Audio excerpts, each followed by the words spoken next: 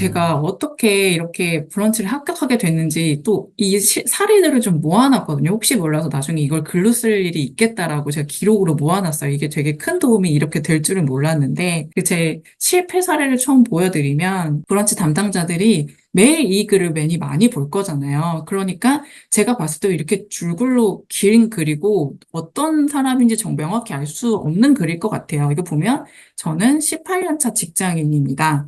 사실 자기소개잖아요. 이게 보면 작가님이 궁금해요거든요. 작가 소개를 해야 되는데 제가 이걸 간과하고 자기소개를 한 거예요. 그리고 보시면 소소하게 생각을 정리한다고 하는데 소소하게 생각은 도대체 어떤 글로 정리하는 건지 명확하게 보이지가 않잖아요. 그러니까 제가 생각했을 때도 나중에 떨어져서 보고 생각을 해보니까 아, 이런 글이어서 안 됐구나 이런 생각이 좀 들더라고요. 그래서 뒤에 보시면 또 하나의 난관이 있어요. 도대체 브런치에서 어떤 글을 발행하고 싶으신가요? 라고 물었거든요. 근데 이때 조금 좀 생각이 잘 안 나더라고. 난 도대체 무슨 글을 쓰고 싶은 건지. 그러니까 보시면 책의 목차라고 보신다고 하면 굉장히 가독성이 떨어져요. 이 목차만 보시고 이 책이 무슨 책인지 아실 수가 없잖아요.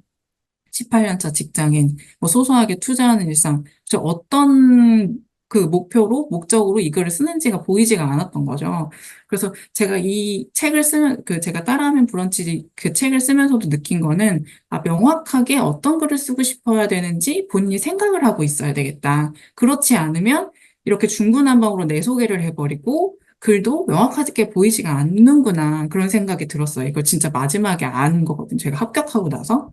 그리고 나서 이제 합격한 거를 한번 보시면, 이 제가 이렇게 분리를 해놨는데 어제 보면서, 이 지금 보면 블로그에 글을 쓰고 있는 글 굽는 계란빵입니다. 아까 18년 차 직장인이 아니라 제 소개가 아니라 작가 소개를 했어요. 나는 블로그에 글을 쓰고 있는 작가야. 누구누구야. 보시고, 근데 어떤 사람들을 위해 글을 쓸 건데, 힘들고 지친 사람들을 위해 쓰고 싶어. 다음에, 아, 그러면 나는 어떤 글을 쓸 거지? 따뜻하고 차가운 글보단 난 따뜻한 글을 쓸 거야. 그게 명확하잖아요. 나는 누구가 아니라 나는 어떤 작가야? 나는 어떤 글을 쓰고 싶어? 나는 이런 글을 쓸 거야. 누가 봐도, 아, 이 작가님이 궁금한데 해결이 된 느낌이에요. 그리고 또 다음에 보시면 앞부분보다 훨씬 목차가 좀 간결해졌고 어떤 글을 썼는지 좀 대략적으로 알 수는 있어요. 제가 이때도 사실 아마추어긴 하지만 지금도 책을 쓴 사람은 아니, 뭐 몇 권의 전자책을 썼지만 이것만 보더라도 목차만 보더라도 내가 어떤 글을 써야 되는지 알 수가 있는 거죠. 그래서 이런 식으로 목차를 다듬어 보시고 자기소개가 아닌 작가 소개를 한다면 브런치 합격의 비밀, 브런치를 합격할 수 있는 확률이 훨씬 더 올라가는 거죠. 그러니까 저는 이거를 3번 떨어지고 나서 알았어요. 그러니까 그 3번 동안 시행착오를 겪지 않고 이 책을 먼저 봤으면, 사실 이걸 먼저 알았다면 그렇게 했을 텐데, 아무리 유튜브를 찾아보고 뭘 해도 실패한 경험보다 좋은 건 없더라고요. 그래서 제가 이걸 정말 말씀드리고 싶었어요. 자기 소개가 아니라 작가 소개라는 거예요. 꼭 잊지 마셨으면 좋겠고, 그 다음 말씀드릴 부분은 사실 브런치가 제가 조금 빠르니까 조금 천천히 해볼게요. 브런치가 사실 끝나고 나서, 그러니까 불합격이 되고 나서 합격을 하면 문제는 없겠지만, 만약에 불합격하셨을 때 기분이 어떠셨을지 모르겠어요. 여기 이제 도전해보신 분들도 있고 안 해보신 분들도 있겠지만, 저 같은 경우는 받아들일 시간이 꽤 많이 필요했어요. 그 시간이 좀 길었을 때도 있고 적었을 때도 있지만 사실 이 꽤 긴 시간 동안 좀 많이 자괴감도 느꼈었고 힘들었었던 기간이 있었거든요. 근데 이 시간을 좀 잘 극복할 필요가 있을 것 같아요. 그리고 불합격을 했다고 사실 실패하는 것은 아니니까 내가 뭐 블로그에 글을 못 쓰는 것도 아니고 단지 브런치의 글만 발행을 못하는 거니까 이걸 실패라고 생각하지 않으셨으면 좋겠고 그다음에 이제 작가 소개 글을 다시 한번 점검해 보세요. 제가 아까 말씀드렸던 것처럼 내 소개를 하고 있지 않았는지, 내 자신이 아니라 작가 소개를 해야 된다는 거 잊지 마시기 바라고, 그리고 천천히 글을 쌓아가세요. 내가 글이 이게 아니었다면 내가 정말 쓰고 싶은 글이 아니었을 수도 있잖아요. 그런 부분들을 한 번씩 점검해 가시면서 글을 쌓아보시면 너무 좋을 것 같아요. 그리고 브런치는 사실 전부는 아니에요. 내 글쓰기에 있어서 하나의 과정이지 이 브런치가 전부라고 생각하실 필요는 전혀 없거든요. 브런치에 되면 좋고 아니면 다른 플랫폼에 글을 쓰시면 돼요. 사실 이건 제가 책을 썼는데 이렇게 말하면 안 되지만 저는 그렇게 생각해요. 브런치는 단지 카카오에서 만든 플랫폼일 뿐이고 이런 거에 도전했을 때 물론 성취감은 있겠지만 이것 때문에 너무 이렇게 내가 힘들다거나 이럴 필요는 사실 없는 거니까 그렇게 생각 안 하셨으면 너무 좋을 것 같아요. 그래서 불합격이 되시더라도 다시 한번 도전하시고 천천히 밟아 가시다 보면 언젠간 브런치 작가가 되고 그거보다 더 큰 분들이 되실 거라 저는 믿습니다. 그리고 이제 요 다음 부분은 브런치를 실제로 했을 때 어떤 좋은 점들이 있는지 제가 기능들을 좀 살펴볼게요.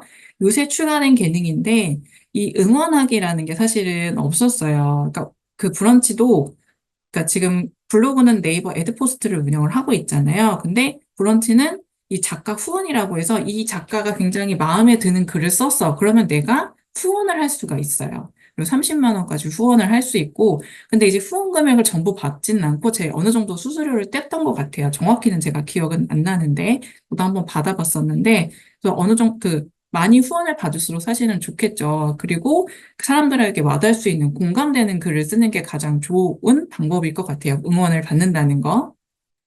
그리고 다음에 예약 발행 기능이 새로 생겼어요. 이거 8월에 생긴 기능인데 과거엔 예약 발행이 없었거든요. 그래서 제가 연재북을 할 때 되게 불편했던 게 예약 발행이 없어서 항상 아침에 일어나면 그 시간에 그 글을 올리려고 되게 힘들었던 기억이 나요.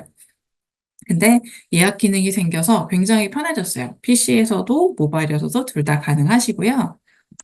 그 다음에 이제 브런치에서는 북이라는 걸 만들 수 있어요. 책이라는 걸 만들 수 있는데 두 가지로 만들 수 있어요. 이 뒤에 브런치 북하고 연재북을 만들 수 있거든요. 사실 브런치 북이 먼저 있었고 연재북은 그 다음에 생긴 건데 이 연재북이라는 거는 사실 요새 브런치에서 되게 많이 얘기를 하는데 브런치가 되고 나서 글을 안 쓰시는 분들이 있잖아요. 그분들을 위해서 강제로 연재를 하게 만드는 거예요. 내가 요일을 정해놓고 언제 글을 쓸 수 있게 만들어 놓은 기능이거든요. 저 같은 경우는 요일을 정해서 연재를 했어요. 지금 완벽한 집착이라고 웹소설 연재는 사실 원래 브런치에서부터 시작이 됐거든요. 총 30편까지 연재가 가능하고 이 글이 있어서 제가 웹소설의 뼈대를 만들 수가 있었어요. 만약에 지금 이때 연재를 안 했다면 사실 웹소설 했을 때 스토리라인 잡기가 굉장히 힘들었을 텐데 이게 있음으로 해서 가끔 제가 이 글을 가져오기도 하고 가끔 쓰기도 하고 에피소드 같은 것들을 많이 제가 만들어 놨었거든요. 그래서 굉장히 활용하기가 좋았어요. 그래서 글은 일단 기록하고 계속 쌓아두는 게 정말 중요한 것 같아요. 그래서 지금 제가 완벽한 집착이라고 해서 이제 베스트 리그에서 이제 계속 인기를 조금 그래도 한 3만 조회수 정도로 해서 계속 지금 잘 연재를 하고 있고 현재 28화까지 연재를 했고 오늘 29화가 올라가겠네요. 매일매일 월금 연재를 하거든요. 매일 9시에 올라가는데 요거 같은 경우도 사실 진짜 브런치의 힘이 좀 컸던 것 같아요. 연재를 하면서 연재에 대한 기본을 익혔고 이때 이렇게 연재를 해야 되고 연재는 독자와의 약속이다. 이렇게 생각을 하니까 나도 모르게 강제적으로 글을 쓰게 되더라고요. 그래서 굉장히 좋았던 기억이 납니다. 그리고 이 아까 말씀드렸던 것처럼 브런치 북인데요. 이 브런치 북 같은 경우는 기존에 있는 글을 묶어서 발행을 할 수가 있어요. 20화 내로 쓰시면 되고 이 브런치 북을 발행하실 때도 목차가 있어야 돼요. 그러니까 이 브런치는 뭐든지 책이라고 보시면 돼요. 내가 글을 쓰고 그걸 책으로 묶고 그리고 그걸 발행을 하고 그리고 이 책이 실제로 종이책이 되고 이런 형태로 보시면 제일 좋을 것 같아요. 자, 제가 여기 앞에까지 말씀을 드리고 이제 브런치 북까지 다 말씀을 드렸어요. 이제 저 강의는 이 정도로 해서 마무리를 드리고 어느 정도 브런치에 대한 이해와 브런치 작가 신청을 어떻게 해야 되는지 이해가 가셨으면 너무 좋겠어요. 그리고 이 브런치 북 아까 말씀드렸던 것처럼 이게 전부가 아니고 브런치 이후의 것들, 브런치가 됐어도 브런치에 글을 써야 되는 거잖아요. 이런 게 되게 중요하거든요. 연장선상이 없으면 사실 브런치만 되고 브런치에 글을 안 쓰면 별로 소용이 없잖아요. 내가 이 브런치를 했다는 게. 그래서 이 브런치 작가가 되셨을 때 많이 활용하셨으면 너무 좋겠고, 마지막으로 하나만. 고민하지 말고 신청하세요. 그리고 저질러버리고 다음에 수습하시면 되죠. 제 강의는 여기까지였고, 마이크를 넘기겠습니다.